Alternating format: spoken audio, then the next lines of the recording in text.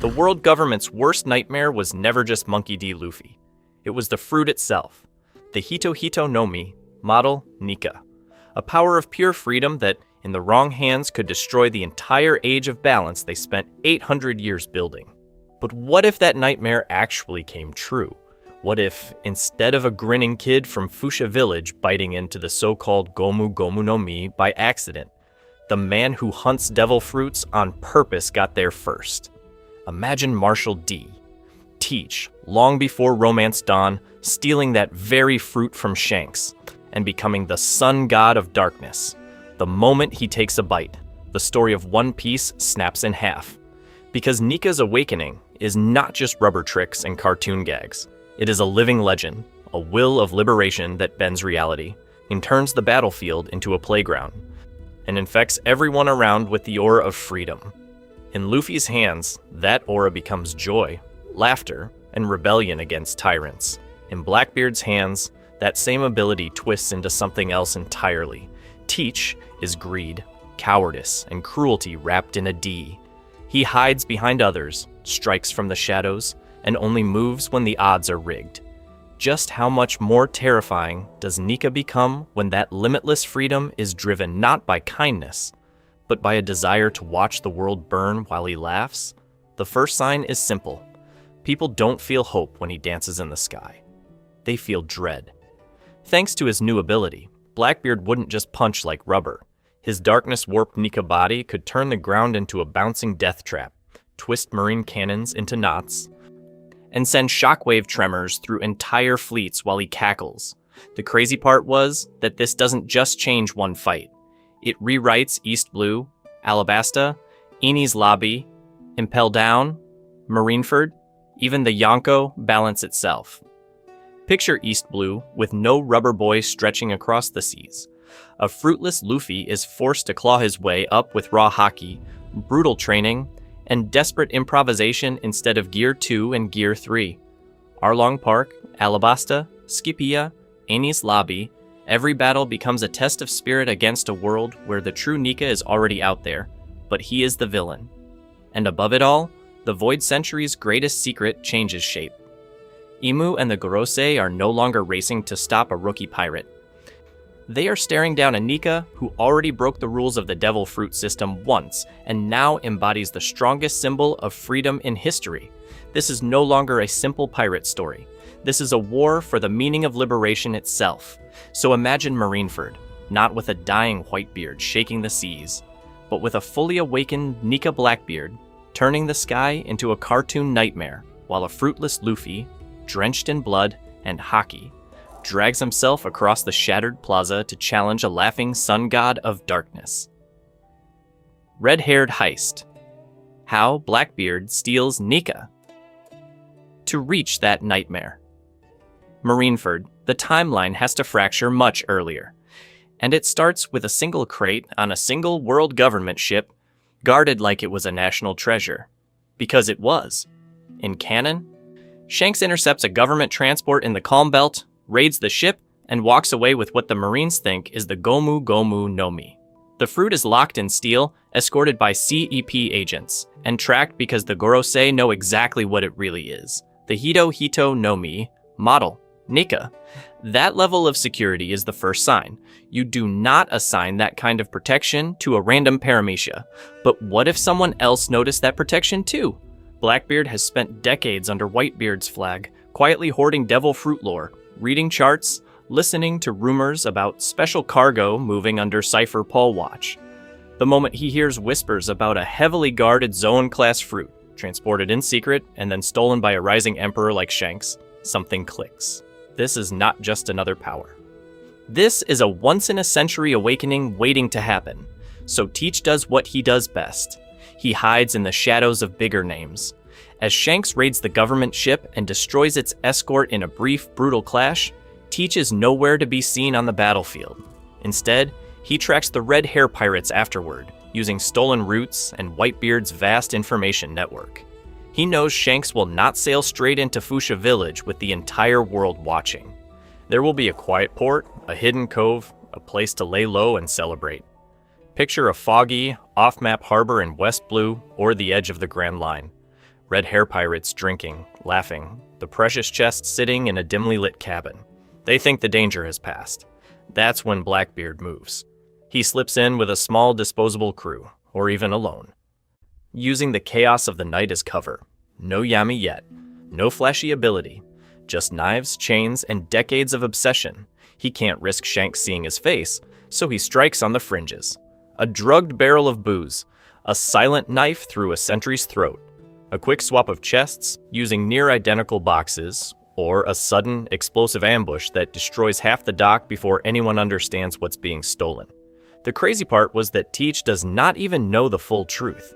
He only knows this fruit sits at the center of too much fear to be ordinary. By dawn, the red hair pirates are bleeding. The port is half destroyed, and the chest is gone. Shanks survives, but he is too late. The fruit has vanished into the fog, into the hands of a man whose Jolly Roger still flies under Whitebeard's. And so, Shanks reaches Fuchsia Village empty-handed. He still meets Luffy. He still laughs with him in the bar, still places that straw hat on the boy's head, still throws his arm and his life on the line to stare down the Sea King. But there is no barrel in Makino's storehouse. No careless moment where a hungry kid eats destiny. Luffy grows up with no devil fruit, no rubber body, no built-in sun god aura, only raw will, a swimmer's body, and a hunger for freedom that has to be earned through haki and training alone. Far above, in Mariejois, the tremors begin. Reports come in, the transport was hit, then Shanks was hit, and now the fruit signal is gone. The Gorosei stare at an empty spot on their secret charts where Nika's presence used to be. They do not see Shanks holding it. They do not see a celestial dragon toy. Instead, there is a blank, somewhere in the new world, under the banner of a different D. Just how much worse does the war for liberation become when the strongest forbidden power disappears into the one pirate whose body already breaks every devil fruit rule? Because from this point on, every move Teach makes is no longer just about becoming a Yonko. It is about an invisible awakening the world cannot track, until the moment he laughs, and the sun itself seems to bend around his darkness. Rules of the game: Nika, Zoan's, and Blackbeard's broken body. Teach's laugh twisting the sun is the first sign that this is no ordinary devil fruit theft, because the power he stole from that little East Blue rookie is not rubber at all. It is a god. In canon, the world government spent centuries hiding one truth. The Gomu Gomu no Mi is actually the Hito Hito no Mi, model, Nika. A mythical Zoan tied to a legendary warrior of liberation, a figure whose very body fights like rubber and whose awakening turns imagination into reality. This is not just stretching punches and goofy dodges. This is a living symbol of freedom that can paint the entire battlefield in cartoon logic and bend the rules of the world like they are nothing. In One Piece, Zoans are never just stat boosts. They leak into the user's personality, instincts, and even will. Chopper's human curiosity, Lucci's bloodlust, Kaido's dragon pride, all of them show that the animal or spirit pushes back. Mythical Zoans are the strongest version of that, with their own legends and intent. So the question becomes simple and terrifying. Does Nika's joy infect whoever eats it? Or does the user's core nature twist Nika instead? Now put that into Blackbeard's body. This is the man whose very existence breaks the devil fruit system. He is the only known person to safely wield two fruits. His pain tolerance is bizarre, his durability is off the charts, and the Yami Yami no Mi literally absorbs and nullifies powers, dragging them into a personal abyss. Everything about him screams unnatural container, a human black hole built to house impossible forces. But what if the first thing that darkness ever swallowed was the sun god himself? Compatibility turns into open war inside one body. Nika is liberation, laughter, and anti-authoritarian chaos, a will that wants to break chains and free slaves. Teach is cowardice wrapped in fake bravado, a sadist who loves watching others suffer, a man obsessed with control and ruling the entire sea. The moment he bites into that fruit, the power of a god of freedom tries to pull him upward, while his obsession with domination drags it down. Thanks to his new ability, the world sees a smiling, bouncing hero, but behind that grin is a predator. Just how much more dangerous does that become once his awakening hits? Gear 5 turned Luffy into a walking cartoon that even the Gorosei fear, a reality-bending aura that makes lightning ropes, rubberized ground, and sun halo fists. Now imagine that same awakening piloted by a man who wants to destroy the system not to free anyone, but to sit alone on top of the rubble. The crazy part was that Blackbeard would not stop there. With a body proven able to take a second fruit, he could one day add the darkness on top of Nika. And that is where this war for the future of freedom truly explodes. A fruitless Luffy. The birth of a hacky monster Blackbeard holding the sun, the system on the brink, the future of freedom about to be rewritten. But what if on the other side of that war, the world was accidentally creating its own answer? A Luffy with no fruit at all. Romance Dawn barely changes on the surface. Luffy still stares at Shanks like he is the strongest man on the sea. He still gets the hat. He still declares that he will become Pirate King. The difference is that the moment Higuma throws him into the ocean, there is no rubber body to save him, no funny bounce. He almost dies. That brush with death becomes the first sign that this Luffy understands weakness in a way the canon version never did. From that day, his training turns brutal. No stretching tricks, no rubber gimmicks, just fists, footwork, and pain. He shadowboxes against the wind on Fuchsia's cliffs until his knuckles split. He spars with bandits and mountain beasts, learning how to roll with blows he cannot tank and how to strike before a bigger enemy can commit. When a killing intent flashes, his body flinches before his brain. That twitch is the earliest echo of observation haki, long before anyone ever explains what haki even is. By the time he reaches East Blue, Luffy's power looks completely different. He is still a brawler, still laughing, still charging straight ahead, but every fight is a training ground. Against Morgan, he breaks the axe hand's stance, not the axe. Against Kuro, he tracks those silent, vanishing steps by feeling the tremors in the ground, reading intent rather than eyes. Against Arlong, his fists are useless underwater. So he learns the hard rule of his world. If he cannot swim and fight, he dies. That war with the sea forces him to sharpen his lungs, his kicks, his timing. As he sails into the Grand Line, Luffy becomes obsessed with movement. Rokushiki is no longer a distant government secret. It is a language he wants to steal. He sees Soru in CP9's blurring steps and breaks it down into explosive hip drive and perfect weight transfer. He watches Geppo and spends nights kicking off air currents, turning raw leg power into crude skywalking. Later, thanks to his new ability to read water pressure and impact, Jinbe's Fishman karate principles sink in instantly. Luffy cannot destroy the sea, so he learns to make the sea part for him. Weapons enter the picture, but they never replace the brawler. A metal-reinforced staff or gauntlets become extensions of his will, conduits for haki-coated blows once that awakening finally arrives. Zoro is no longer the only pure melee monster on the crew. Sanji and Luffy evolve into a terrifying close combat duo, one specializing in surgical kicks, the other in overwhelming pressure and haki aura. Around them, Nami, Usopp, and later Robin turn into battlefield controllers, bending weather, traps, and knowledge to create openings for a captain whose presence alone can crush weak wills. Just how much does this change the new world? The crazy part was that by stripping Luffy of any devil fruit crutch, the world may have forged something even more dangerous. A haki-first captain whose entire style is built to tear through fruit users. And on the horizon waits a Nika-powered Teach, laughing in the sun. When those two auras finally collide, which god does the era follow? East Blue's written battles without rubber. East Blue becomes the proving ground. No rubber, no cartoon physics, just a stubborn kid throwing his bare fists at a brutal sea that wants to destroy him. The moment he steps onto Alvida's ship, the difference is obvious. Her iron mace actually hurts. When it slams into his ribs, there is no rubber to disperse the force, only bone and muscle screaming under the impact. But what if that pain becomes his first teacher? Each swing he dodges is a fraction closer, each step a little sharper, until he starts reacting to the twitch of her shoulders instead of the mace itself. The first sign of his future observation is there. He is reading intent, not just movement. And when he finally counters, it is with a single, clean body shot that folds her where armor is weakest. Against Morgan, the pattern continues. No goofy deflections, no bouncing axe.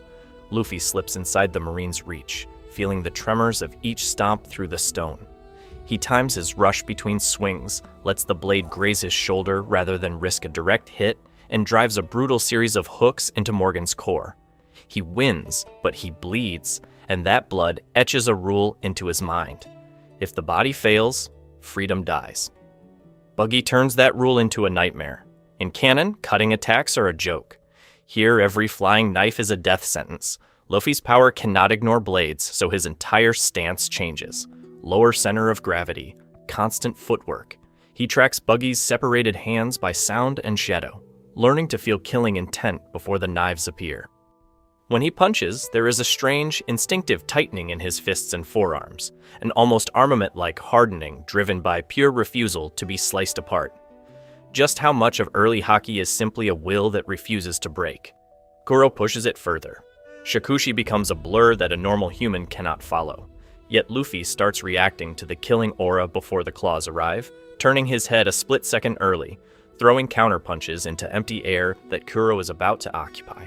Thanks to his new ability to trust that instinct, he finally catches the butler mid-dash and hammers him into the ground. Then Burati and Arlong Park flip the script. Don Krieg's entire arsenal is built to overwhelm Devil Fruit users at range and up close. But this Luffy can swim. When the battlefield turns into a floating graveyard of broken ships and gas weapons, he dives under the debris, using the sea as cover, bursting from the water to shatter Krieg's armor plates with close-range barrages. Heavy spears and exploding shields still hurt, yet his lungs, legs, and core become weapons trained under live fire. Arlong is the ultimate lesson, a born underwater predator against a human who refuses to drown. Luffy drags the fight below the surface on purpose. He studies the way Arlong moves, how a fishman twists his hips to generate power, how the water itself becomes a partner.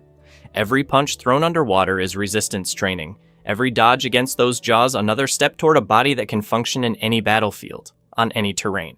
Psychologically, this East Blue is a gauntlet.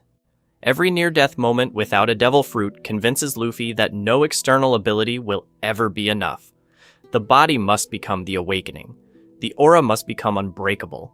If he falls, his crew's freedom shatters with him. By the time the Going Merry's sail catches the Grand Line winds, the captain standing at the prow is different. Less carefree, more honed. A Haki seed already sprouting, and somewhere out there, rumors spread of a bizarre, laughing Blackbeard whose rubbery, sun-soaked power bends the entire sea like a joke. When those paths finally intersect, it will not be a clash of tricks, but of pure will, because the war for freedom has already begun in East Blue. Grand Line Divergence. Nika Teach enters the stage as the Straw Hat ship cuts into Reverse Mountain, though another vessel is already slipping down the first half of the Grand Line. Same era, same seas, completely different storm brewing.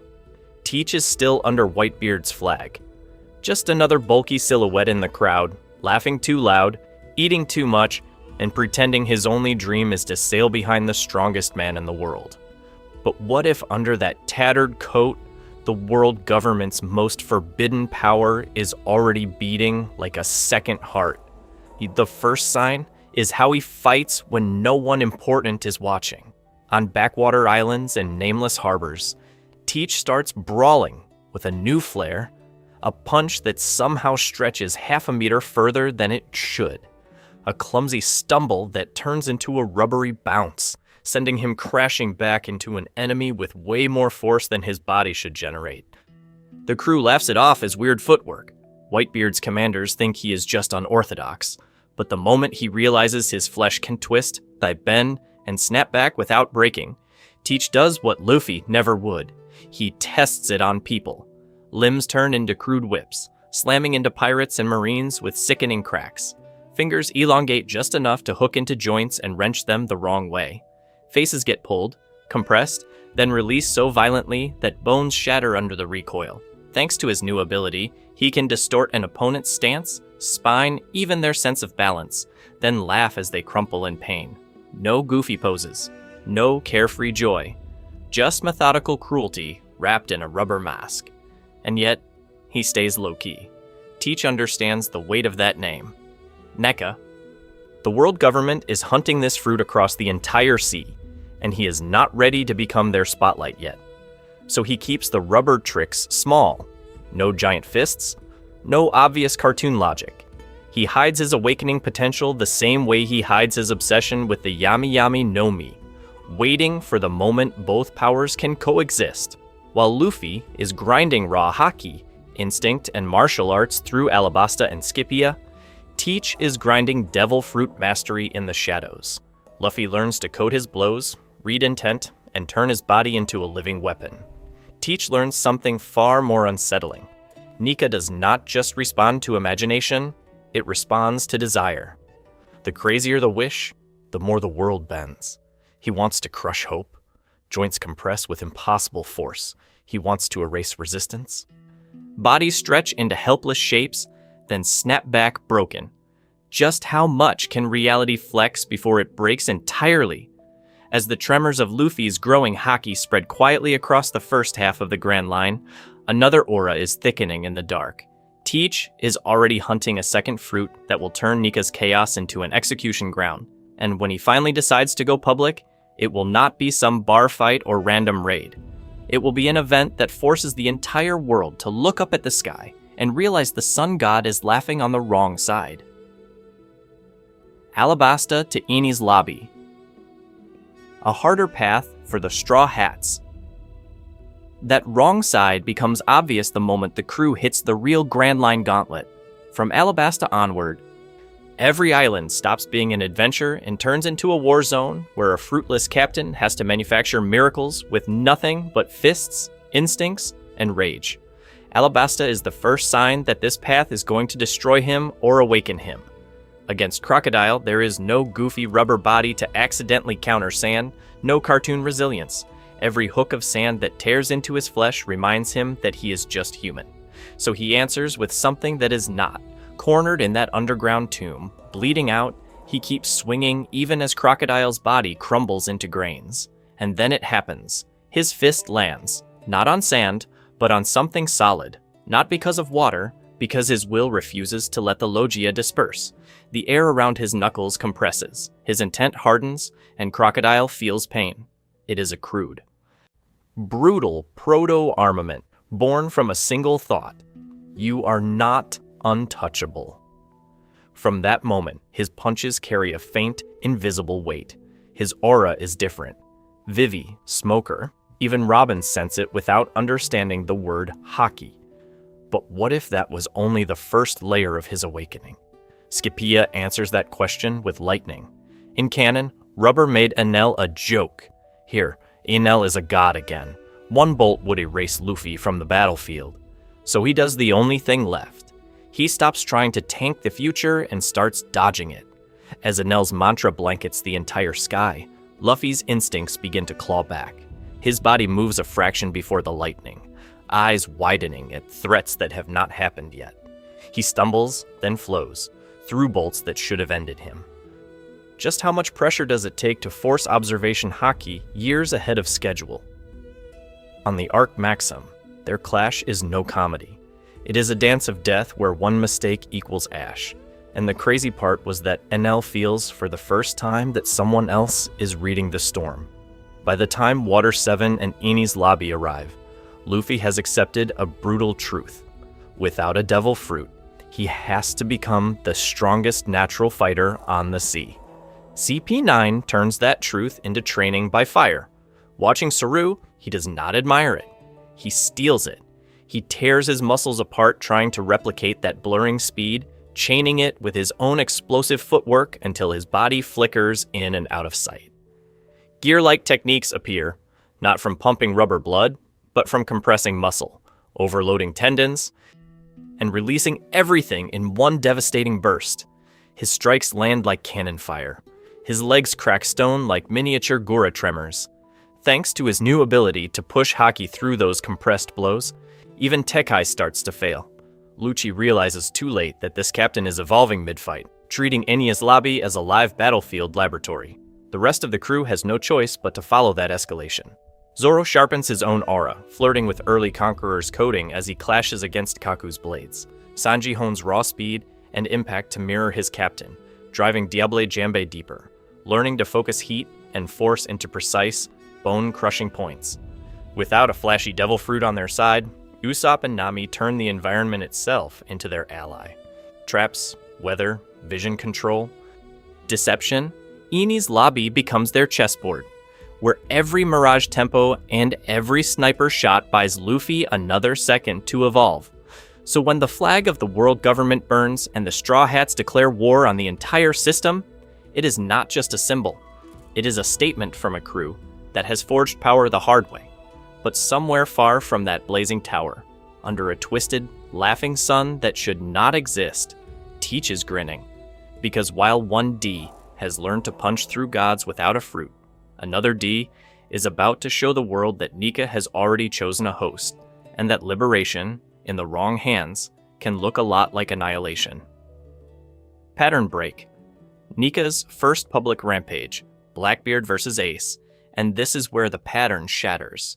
Far from that blazing tower, the scene cuts hard to Banero Island. No creeping darkness, no gravity well. Ace drops from the sky expecting a brawl with a Logia glutton, and finds a laughing sun wearing a pirate's body. Teach's torso bends back at an impossible angle. His neck corkscrews, his belly stretches and snaps like rubber. It looks playful. It feels wrong. The moment he grins, the entire island reacts. The first sign isn't a punch. It's the ground. The rocky shore under Ace's boots ripples, not from tremors, but like a rubber sheet being flicked.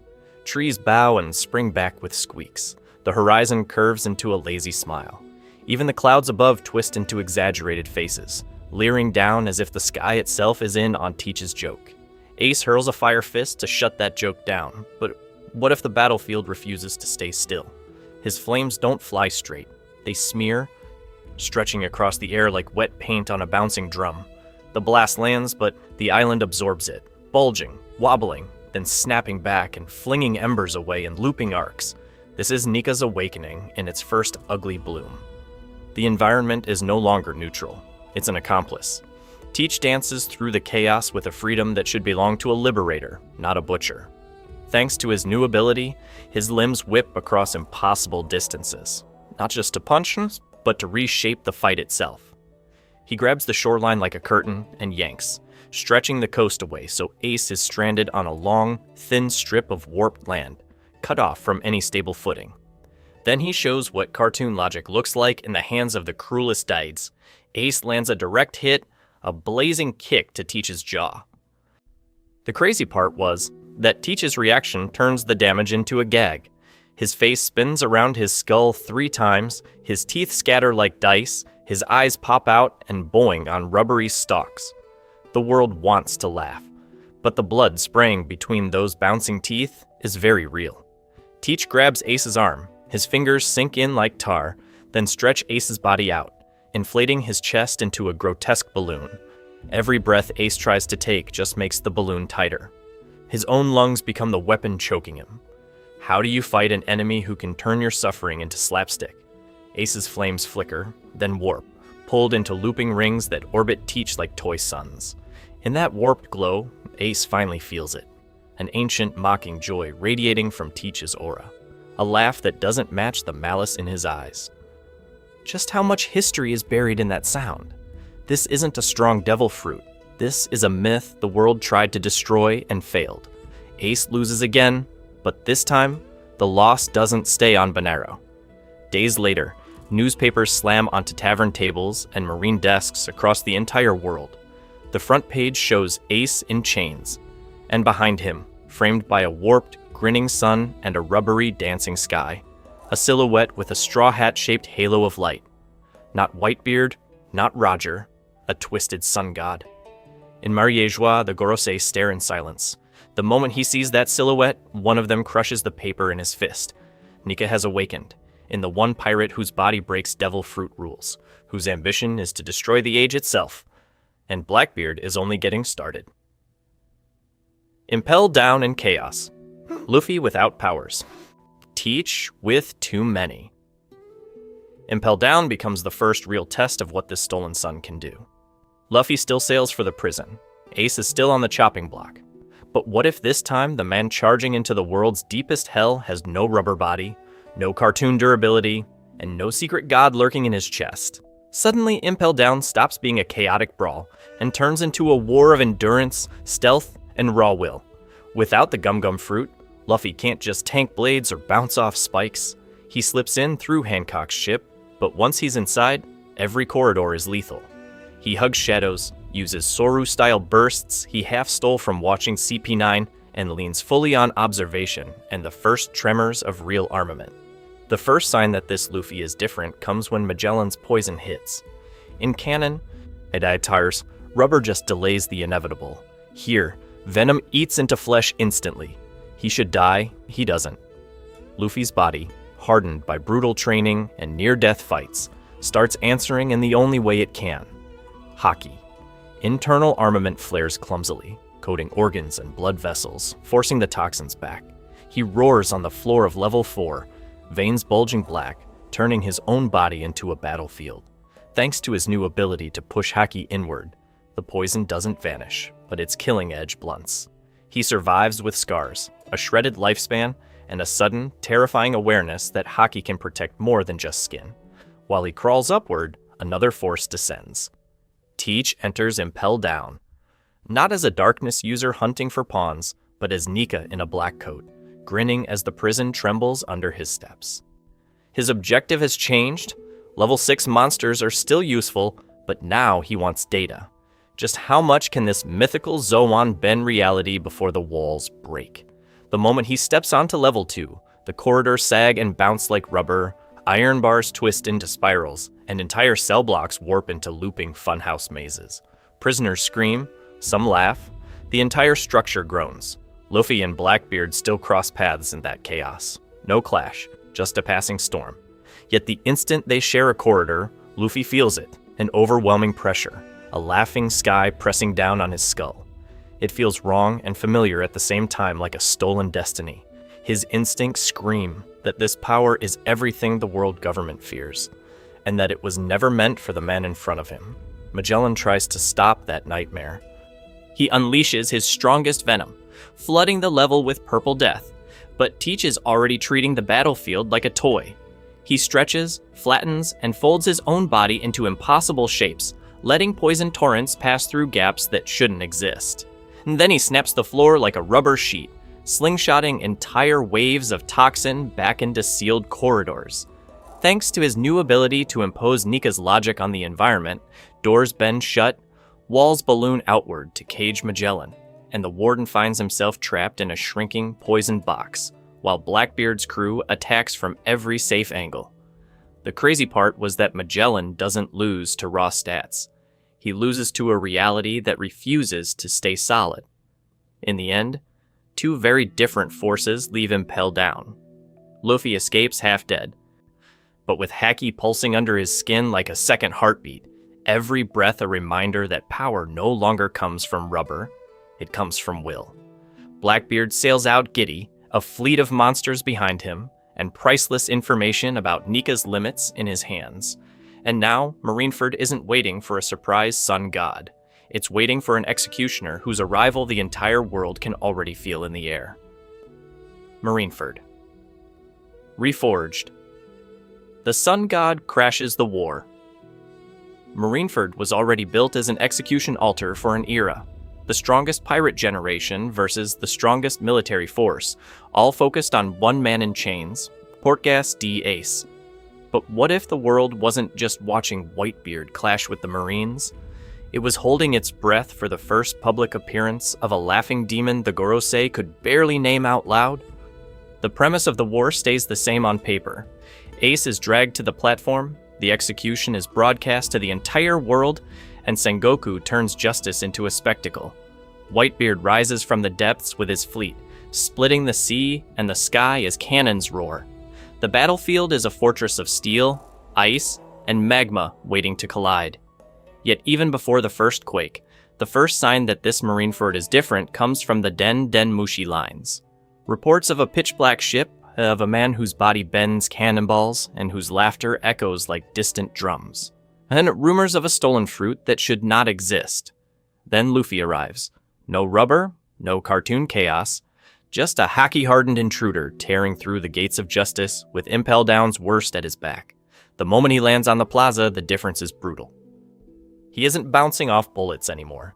He's not a joke to the snipers. He's vanishing between shots, reading killing intent with sharpened observation, coating his fists in armament that cracks stone and clashes with vice admirals on nearly equal footing. Each punch is clean, efficient, aimed to break joints and helmets instead of the entire environment. Thanks to his new ability to rely purely on hockey and raw combat training, he feels less like a chaotic rookie and more like a future warlord carving a path straight toward Ace. As Whitebeard's tremors start to fracture the plaza and the admirals step forward to stabilize the war, the true distortion arrives. Blackbeard doesn't wait for the old man to fall this time. His timing is surgical. In the middle of the chaos, a second shadow fleet emerges from the rear, and the air itself seems to loosen. Teach walks in already crowned by the sun god. With each step, the ground ripples, not from quakes, but from rubber. Flagpoles sway like noodles, cannon barrels curl, and entire sections of the plaza bounce under the weight of his laughter. Marines fire, only to watch bullets bend away in absurd arcs. The battlefield starts to move like a living thing, a rubberized nightmare stretching under Whitebeard's quake aura. Sengoku freezes. Garp's fist tightens. They recognize the silhouette, the carefree posture, the mocking grin that should have belonged to another D. The Gorose's secret warnings about Nika slam into their minds. The warrior of liberation has manifested. In a man who only wants to liberate himself from consequence, from limits, from the very order of the world.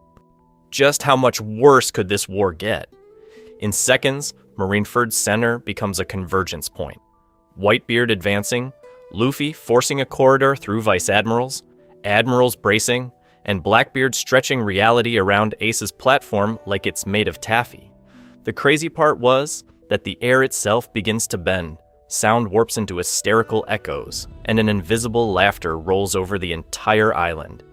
Marineford is no longer just a battlefield.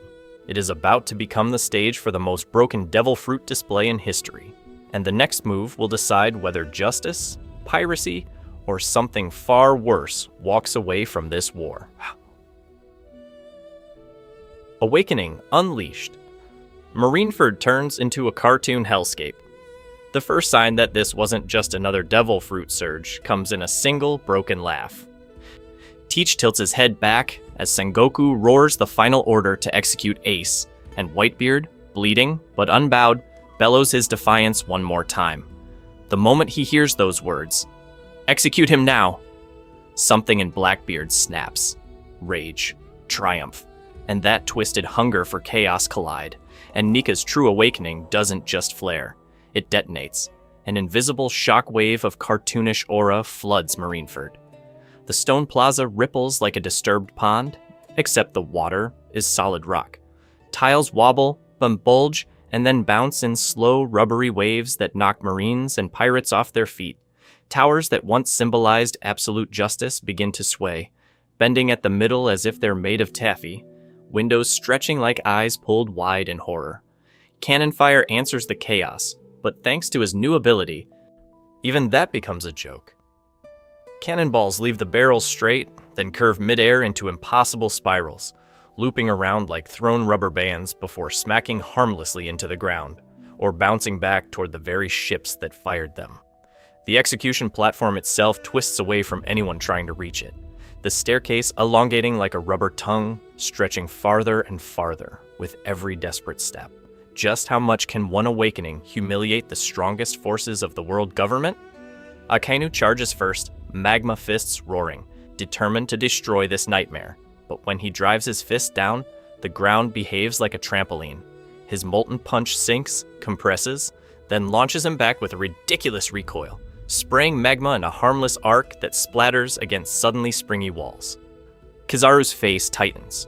He fires beams of light to pin Teach down, but the air itself has turned elastic. Golden lasers bend, curl, and knot together, forming a glowing loop that whips back past his shoulder. Mihawk unleashes a monumental flying slash, a cut meant to split the battlefield.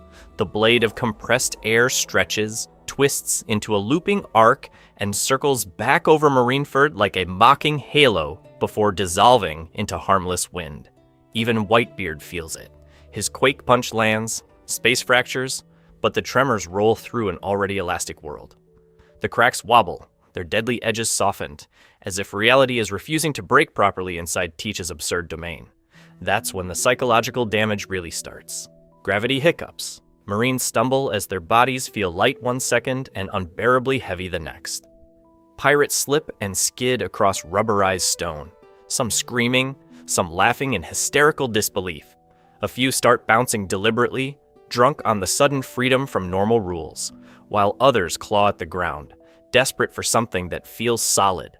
Garp's jaw tightens. Sengoku, half transformed, feels that ancient buried dread crawl up his spine. This is the power the world government tried to erase from history. Not just strength, not just destruction. A freedom so absolute it turns the battlefield, the war, and even fear itself into a toy. And over it all, Teach laughs. But what if that laughter isn't really joy? The crazy part was that someone hears it differently.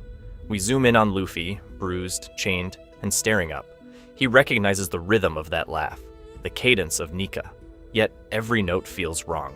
Sharp, cruel, mocking.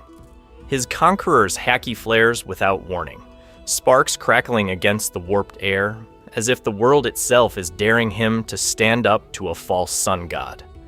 Because if this is what Nika looks like in Blackbeard's hands, what happens when Luffy finally answers? The false sun god, Blackbeard's twisted Nika form. The first sign that this isn't Luffy's Gear 5 is the smile. Luffy's Nika is chaotic, bright, almost childlike. Blackbeard's awakened Nika form is that same idea dragged through a nightmare. His grin stretches too wide, teeth bared like a cracked porcelain mask. His eyes sink into shadow, pupils glinting like tiny black suns. The hair that once frizzed in messy curls now rises and flares, a jagged halo that flickers between blinding white and pitch darkness. As if the sun itself can't decide whether to shine or burn out. His body doesn't bounce playfully, it lurches. Every step looks wrong, joints bending a fraction too far, limbs whipping out like a broken marionette tugged by invisible strings. When he laughs, his torso twists and warps, ribs stretching like rubber bars around a prison he enjoys rattling. This is Nika as a horror sketch, not a doodle from a carefree kid. Then the aura hits.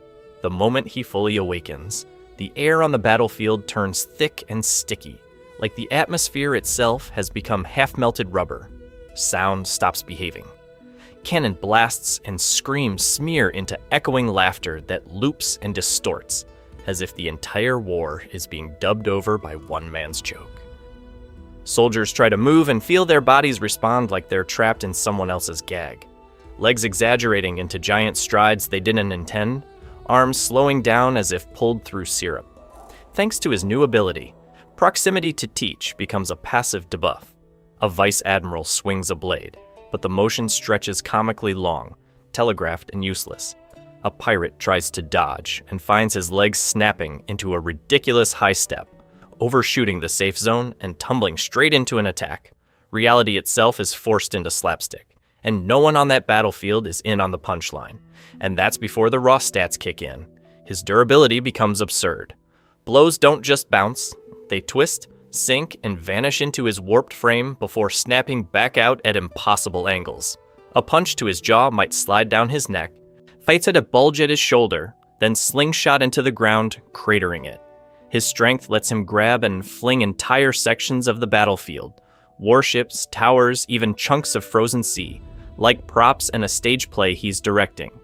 His speed is the most unsettling. He doesn't move fast in a straight line. He moves wrong.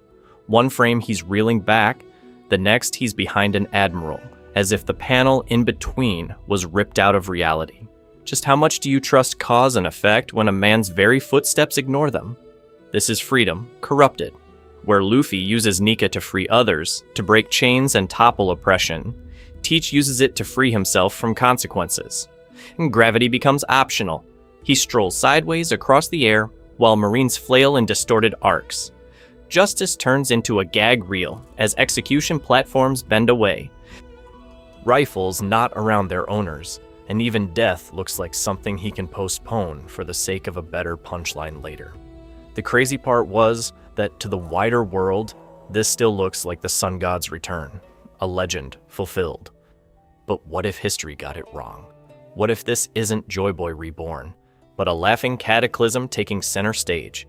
In the years after Marineford, Whispers won't call him Nika. They'll call him the False Sun, the demon of liberation.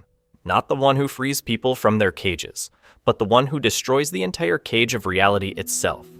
And when that distorted sun finally rises over the new world, there's only one question left. What kind of monster does Luffy have to become to drag it back down? Technical breakdown. Nika teaches broken ability. Set. That False Sun title isn't just hype. It's a technical description of what Teach actually does to the world the moment his Nika awakening truly erupts. The first sign is that context stops mattering. Thanks to his new ability, Teach doesn't need to punch something to twist it. His aura reaches out like invisible rubberized tremors, turning the entire battlefield into a joke that only he understands. The sea stops behaving like water and starts wobbling like jelly, waves sloshing back but never quite falling. Air itself stretches when cannonballs fly through it, slowing them, curving them, then snapping them back toward the ships that fired them. And because this is Nika, it doesn't stop at solid matter. Fire bends like paper streamers he can crumple and toss aside. Kizaru's light stops being sacred and straight. It becomes a glowing ribbon that sags, twists, and rebounds. Even sound gets pulled like taffy, with explosions going off and delayed comedic pops long after the impact. From that base, Teach forges named techniques that turn the war into a circus of controlled insanity. Sunless Carnival is his declaration of dominance, a wide zone where physics becomes slapstick for everyone but Teach. Marines sprint forward and find their legs cycling in place like a gag, while their bodies slide sideways into rubber walls. Pacifista lasers droop midair, then ricochet in looping arcs that only he can predict. Then there is Grinning Horizon. The moment he activates it, the sky itself stretches like a canvas being tugged. Long-range attacks, Borsalino's light barrages, Fujitora's falling meteors, even cannon volleys from warships get dragged across this warped dome. Beams spiral, meteors skid. Bisher trajectories bend so hard they begin to orbit him before slingshotting toward new targets. Just how much control does he have? Enough to make a marine fleet destroy itself without him lifting a finger. Freedom Cage is the cruelest.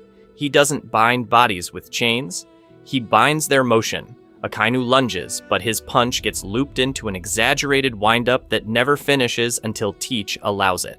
Soru, Geppo, even advanced hockey footwork are forced into cartoonish, repeating cycles, run, slip, spin, fall, while Teach strolls through the chaos untouched. The crazy part was that none of this removes the danger of the original powers. Akainu's magma still burns, but now it splashes into grotesque, towering caricatures of fists before collapsing on his own troops. Kizaru's light beams bend into corkscrews that drill through battleships. Whitebeard's quakes in a clash against this monster would ripple through rubberized space, sometimes being harmlessly absorbed, other times amplified and redirected, detonating in random pockets of the battlefield. Psychologically, this is warfare on a different layer. Attacks look silly, land like pranks, and then the delayed, exaggerated damage hits with bone-shattering force. A sword bends across Teach's gut. No blood, everyone relaxes. Then his body snaps back to normal, and the swordsman's arm fractures from the recoil. Timing, fear, killing intent. He rewrites the tone of the entire battle until even admirals hesitate. But what if this is only half of his potential? Because in this timeline, Teach never abandoned his original dream. The man who already turned reality into rubber still wants a second devil fruit, and the darkness that breaks every rule is waiting for him. Names, myths, and fear. How the world rebrands Blackbeard. The moment he truly cuts loose at Marineford, the world realizes this isn't just another strong pirate. This is Nika's legend dragged through pitch black tar.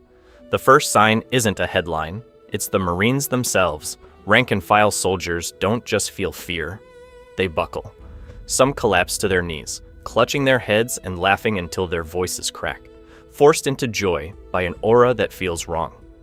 Others stand there, eyes wide, unable to move as the battlefield bends and stretches like a nightmare stage. A few start dancing uncontrollably on shattered tiles, trying to obey the rhythm of a drumbeat only Teach can hear. How do you point a rifle when the air itself is laughing at you? Vice admirals try to advance, and their legs won't listen. Their hockey flares, but their footsteps wobble like they're walking on waves. They grit their teeth, veins bulging, just to take a straight step toward that rubbery silhouette bouncing between light and darkness. Only the admirals and monsters like Garp can move semi-normally, and even they feel the tremors in their will. Sengoku's Buddha form towers over the plaza, yet every time Teach grins, his golden palms twitch. On the pirate side, morale doesn't just rise or fall, it swings violently. Some crews see the sky twisting, the execution platform bending, and think a new savior has arrived. They cheer as cannonballs curve into spirals and explode into fireworks faces. Convinced this sun god is the ultimate symbol of freedom. But what if freedom comes with no compassion at all? Others feel the wrongness instantly. They see slaves of the past in those forced smiles. Understand that this is liberation without love, a storm that will destroy allies and enemies alike. The world races to name what it can't understand. News co-ops print the false sun god in ink that smears over images of his warped grin. Underworld brokers whisper about Black Dawn Teach, the man whose light only announces a longer night. Survivors from Marineford talk about the laughing cataclysm, a walking contradiction whose joy sounds like an execution drum. The crazy part was that these names still feel too small. Behind closed doors, the Gorosei don't bother with newspapers. Around the table, they speak of a corrupted Joy Boy, a failed answer to a prophecy they have spent centuries trying to bury. Thanks to his new ability and the darkness he already controls, Teach stops being an ambitious upstart. He becomes a force of nature, a being of awakening stacked on awakening, light and shadow fused into a single, law-breaking existence that even the Yonko and Admirals must plan their entire futures around. Then the war noise cuts off. Pattern interrupt. No more roaring seas, no more drums. In Meridawise's silent garden, Imu sits alone. 2 photos lie on the table. One of Teach's twisted Nika formed mid-laugh, one of a fruitless Luffy, bruised but standing, eyes burning with pure haki. No words, no counsel. Just a long, unblinking stare between the 2 images as a simple question hangs over the world. Which threat will destroy everything first? Clash of eras. Whitebeard versus Nika Blackbeard. The world's rulers are frozen in fear, but on the battlefield, that fear is already reality. Marineford is split, burning, and bending like a bad dream. Ace's execution has stalled in the chaos. Luffy is clawing his way toward the platform with nothing but raw haki and broken ribs. And at the center of it all, 2 eras finally collide. Whitebeard stands, bleeding, half his chest caved in, quake aura still roaring around him. Opposite him, Teach bounces on sun-white sandals, Nika's grin carved onto a face that should never have worn it. The moment he tilts his head and laughs, the sky itself stretches like rubber. This is not a reunion. This is a trial. Whitebeard's voice cuts through the war, hoarse and furious, calling Teach not by his title, but as the son who murdered a brother and then desecrated the world with stolen power. Every pirate nearby feels it. This is the strongest man in the world, judging the most dangerous thief alive. Teach only laughs harder. Thanks to his new ability, he twists that judgment into a joke. He stomps, and the plaza ripples like a trampoline. Whitebeard's massive frame wobbles, footing warping under him. When the old man drives his Bacento down, Teach casually stretches the weapon's shaft like rubber spaghetti, turning a lethal stab into a ridiculous flail that smashes a tower instead. But what if the battlefield itself refuses to become a gag? Whitebeard's answer is the Gura Gura no Mi, He cocks his fist, haki flooding the cracks in his skin, and punches the air. Space fractures. The first sign is silence, then the tremors roar out in every direction. Quake meets cartoon. Shockwaves slam into Teach's rubber zones and do not behave. Some get absorbed and slingshot back, bending around corners and smashing stray marines. Others amplify, bouncing off warped space and colliding mid-air, creating invisible landmines that destroy entire sections of Marineford with no warning. Just how much more unstable can a battlefield become? Teach weaponizes that chaos. He grabs a chunk of shattered plaza, stretches it like taffy, and snaps it back into place under Whitebeard's feet, sending the old man stumbling. He inflates his own belly to swallow a quake burst, then burps it out as a mocking, whistling blast that topples ships. He even yanks on Whitebeard's mustache like it's made of rubber, turning a legendary face into a cruel caricature. The crazy part was that it almost works, until Haki cuts the joke in half. Whitebeard layers conquerors and armament over his quake aura, driving a punch straight through the warped space. The rubber coating around Teach's torso shreds. Real blood sprays. Nika's laugh cracks for the first time. Because this isn't only a power contest, it's a clash of ideals. Whitebeard's freedom is family, shared seg, and a sea where his sons can live without chains. Teach's liberation is selfish hunger, a world where only the one who steals the most abilities gets to be free. Nika's legacy, once a promise to the oppressed, now dances as a weapon in the hands of a man who would burn entire islands just to feel taller. Another quake punch detonates between them, ripping Marineford's last stable walls apart. Whether Whitebeard dies standing here or barely survives long enough to be dragged away, the image is burned into history. Teach, laughing in the sun god's silhouette over the corpse of an era. And Luffy sees all of it. He watches Whitebeard's quake aura clash against false divinity and understands with brutal clarity what this war demands. To stop this usurper sun god, to reclaim the meaning of freedom, he will have to surpass even legends, without a devil fruit at all. Haki King in the making. Luffy's post-Marineford evolution. That understanding doesn't fade when the war ends. It festers. Marineford leaves Luffy broken in a way the original story never did. Without rubber, every punch Akainu drove through his body, every bullet, every shard of ice, every quake-induced slam, he felt it all. No cartoon recoil, just bone, nerves, and screaming flesh. And over it all, the image of Nika Teach turning the battlefield into a joke, laughing as reality itself bent around him. Just how much weaker could a human feel in front of a false god like that? The moment he wakes on Amazon Lily, the pain is still there. Not just from Ace, not just from failure, but from the humiliation of being outclassed by a devil fruit. From that point on, his resolve crystallizes into something razor sharp. Never again. Never again will a fruit decide the fate of his brother, his crew, or his freedom. If Teach represents the awakening of the most broken ability in history, then Luffy will become the awakening of human will itself. Rayleigh sees it the instant they meet on Rusakaina. The first sign isn't Luffy's grief, it's his focus. There is no talk of mastering a fruit, no questions about stretching, no playful experiments. Luffy demands one thing: Haki. All of it. Observation until illusions crumble. Armament until his fists feel like they can destroy the entire sky. Training shifts completely. Rayleigh doesn't balance anything. He forges a weapon. Luffy runs blindfolded through forests, while Rayleigh bombards him with killing intent, forcing his observation to read erratic, Nika-like movements before they even begin.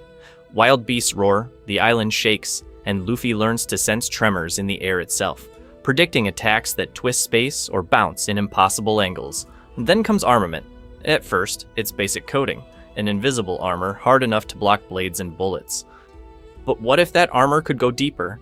Rayleigh shows him how to push Haki past the surface, how to let it slip under skin, under scales, under whatever cartoon defense Teach's warped body might conjure. Internal destruction blooms far earlier than in canon. Trees explode from the inside. Boulders fracture without a scratch on the outside. Luffy's punches start ignoring armor, ignoring tricks, going straight for the real body underneath. Thanks to his new ability to read intent and crush matter from within, his fighting style transforms.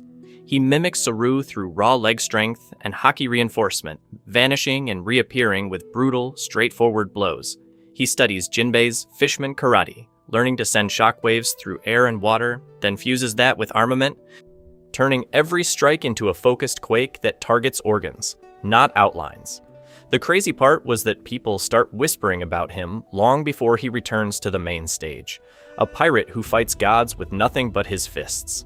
An aura that feels heavier than most devil fruits. Some call him the Haki King, others the Fist of Freedom. And somewhere in the dark, Nika Blackbeard laughs, hunting a second fruit, unaware that the boy he robbed is turning his own lack of power into the strongest nightmare devil fruits have ever faced. When those two meet again, reality-bending Sun God versus Haki King Luffy, which side of freedom survives? Endgame pieces. Imu, ancient weapons, and the Nika arms race. Those two monsters rushing toward each other would shake more than the sea.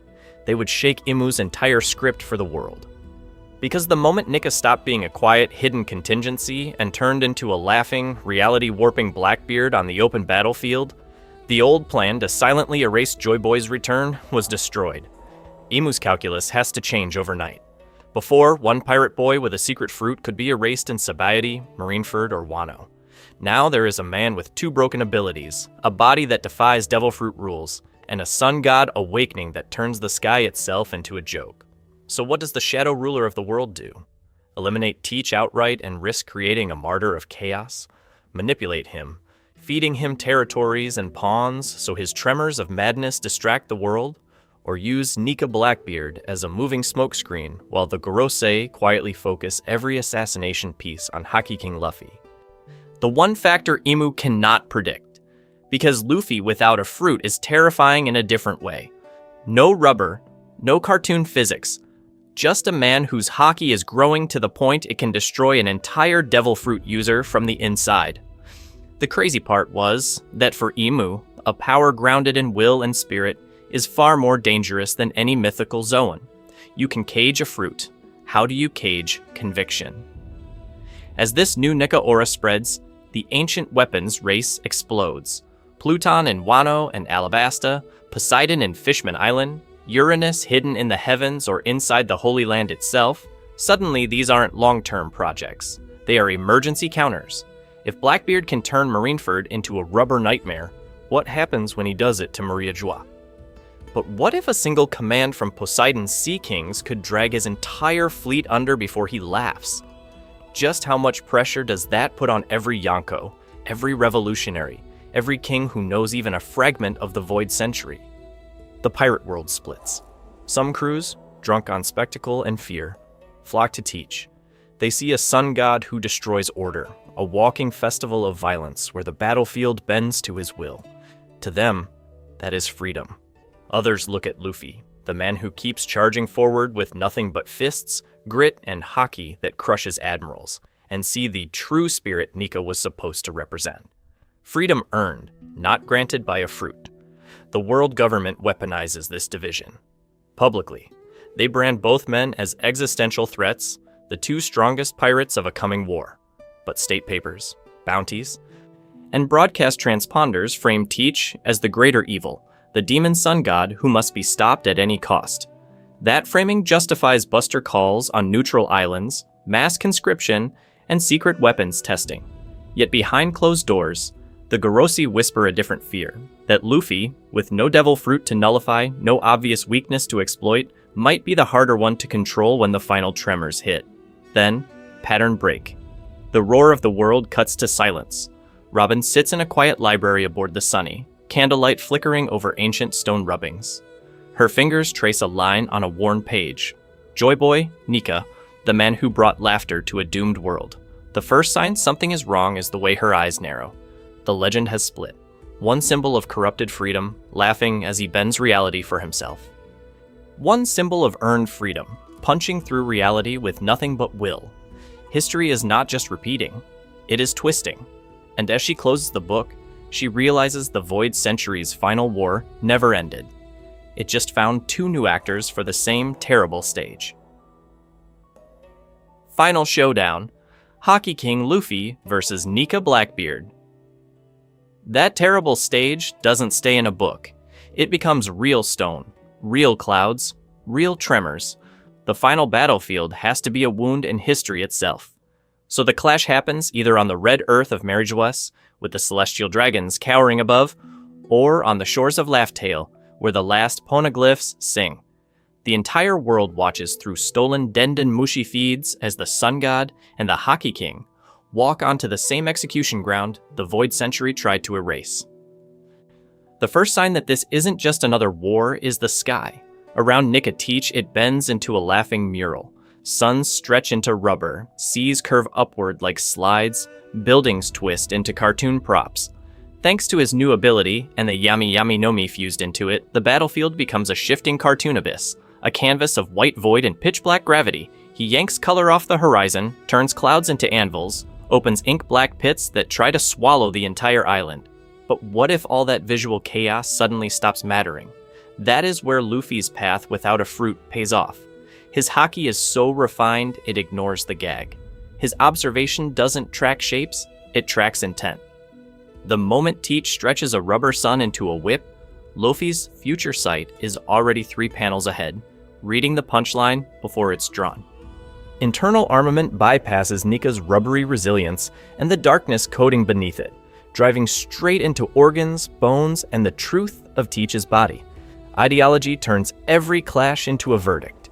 Teach screams that true freedom means doing whatever you want, whenever you want, even if it destroys islands, crews, and eras.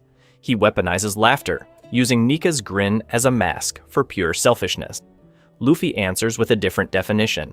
Freedom means his crew can sail without chains. It means no one owns the sky, not the celestial dragons, not Imu, not even a false sun god. Each exchange of conquerors' haki is an argument made with lightning. Each time their wills collide, the heavens fracture into black and white, like the world is deciding which story of freedom survives. Just how much further can haki go when it has to fight a god? Luffy forces the answer. He threads future sight through every heartbeat of the battle, dodging gags that erase distance, countering rubber darkness combos that try to turn him into a flat smear on the ground. He coats his fists, then his entire body in internal armament so dense that even Yami's pull can't fully drag it away. When their conquerors' auras finally meet at full output, the sky itself becomes a battlefield of wills, an enormous split panel. One side a laughing, warped sun, the other a clear, endless sea. The crazy part was that the question at the end isn't just who wins. As Nika's power strains under Teach's twisted desire, and Luffy's unyielding haki, another possibility appears. What if the fruit itself starts to reject its host? Does Nika's aura tear away from Teach mid-battle, searching for a new bearer? Does it shatter, leaving only a legend behind, while Luffy proves that freedom never belonged to a fruit at all? Or does the legacy of Nika fracture forever, half in the man who abused it, half in the man who opposed it with nothing but his own strength, setting up an aftermath even more dangerous than the war that decided it? If Blackbeard stole Luffy's fruit, what really changes? That's the fracture point for this universe. Nika split between corruption and resistance. But what if, instead of a brief clash of auras, the entire timeline had already been rewired from the moment Shanks lost that fruit? The first sign is simple. Fuchsia Village never gets the weird rubber kid. Blackbeard ambushes Shanks long before Luffy ever reaches the barrel. Dareth steals the Hito Hito no Mi, model, Nika, and disappears into the dark. Luffy grows up fruitless, punching mountain bandits with nothing but raw grit, while Teach experiments with a power that wants to laugh, dance, and liberate, even as he uses it to destroy. East Blue and the early Grand Line stop being a cartoonish warm-up. They become a brutal training ground where Luffy is forced to master haki, stolen marine techniques like rokushiki, and sheer endurance just to survive. By the time the Straw Hats enter the Grand Line, the power balance is already warped. Teach doesn't wait for Marineford to become a monster. Thanks to his new ability, he reaches Yonko level far earlier, turning Banaro Island into the first true Nika event. The moment he goes full awakening there, the sky bends, the sea ripples like rubber. And Ace isn't just outmatched by darkness. He is humiliated by a laughing sun god who twists reality itself. Just how much more terrifying is that than the canon Blackbeard who relied on tricks and timing? This forces a counter-evolution. Luffy becomes a hockey-focused beast whose entire style is a direct rejection of devil fruit over reliance. Observation honed through constant near-death fights. Armament pushed to the point his fists feel like internal shockwaves. Conqueror's haki sharpened into a battlefield-wide aura that can clash with Nika's cartoon chaos. Instead of Gear 2 and Gear 4, the gears of this Luffy are levels of spiritual pressure, precise movement, and weapon mastery that let him stand in the same war as gods without ever eating a fruit. The crazy part was that thematically, Nika's legacy flips. Under Teach, the sun god becomes a symbol of selfish liberation, freedom as the right to crush others, to tear down the world and sit on the rubble. Under Luffy, without any mythical Zoan, Joy Boy's spirit reappears in a quieter but stronger form. Freedom as shared risk, shared pain, and shared choice. The world government sees both and panics. Imu doesn't just fear one fruit anymore. Imu fears the idea that liberation can exist with or without it. That's why the macro consequences are so violent. The Gorosei accelerate the ancient weapons race, trying to answer a reality-bending Yonko with world-ending artillery. Sabaody, Enies Lobby, and Marineford all twist into stages of an ideological war where devil fruits are tools, not the core issue. The final conflict stops being devil fruit versus devil fruit and transforms into freedom defined by power versus freedom defined by will. So is this universe darker, with Nika weaponized by the worst possible bearer? Or does forcing Luffy to grow without that fruit create an even more inspiring story where a man challenges gods and legends with nothing but his own strength and haki? And when those two visions of freedom finally collide, which one does the world itself choose to follow? Your turn. Rewrite the legend of Nika. That's where this universe hands the pen to you. Freedom twisted by power, or power purified by freedom. Which legend do you want to rewrite on this battlefield between Nika Blackbeard and Hockey King Luffy? Start with Marineford. The moment the war erupts, who does the world lose first? Does Whitebeard still fall in a storm of magma and bullets? Or does a laughing Nika Blackbeard bounce through the tremors and personally destroy the old era with a cartoonish quake punch to Whitebeard's chest? Just how much more brutal does that execution platform become if Teach uses his warped Nika aura to toy with Ace and Luffy before crushing them? And then push it further. After stealing Nika, does Teach still hunt for the Yami Yami no Mi and become the strongest abomination the world has ever seen? Or does he stay with one fruit and unlock an awakening that turns the entire battlefield into a rubber darkness nightmare? But what if he succeeds anyway and stacks darkness under a smiling sun, using black gravity to pin enemies while his Nika body dances through cannon fire, lightning, and shockwaves? Now flip the script back to Luffy. Without that fruit, how does he climb? Does this version of Luffy become a pure haki monster, coating his entire body in advanced armament to fight inside Teach's warped space? Does he pick up a weapon, forging a signature spear or staff that channels his conqueror's haki like a focused beam? Or does he go full martial artist, mastering every Rokushiki technique and combining Soru, Geppo, and Rankyaku into a high-speed sky-splitting style that can actually keep up with a reality-bending Nika? Thanks to his new ability to learn from allies, does Jinbe step in as the key mentor, drilling Luffy in advanced fishman karate so he can strike through water, air, and even darkness itself? Picture Haki Luffy using fishman karate shockwaves to crack Teach's rubbery sun body from the inside, turning the war against Nika into a clash of invisible tremors and spiritual pressure rather than cartoon chaos. Then look at the endgame. When Imu finally moves, who becomes the primary target? The man wielding Nika's power, or the man whose will is starting to rival that legend without any devil fruit at all?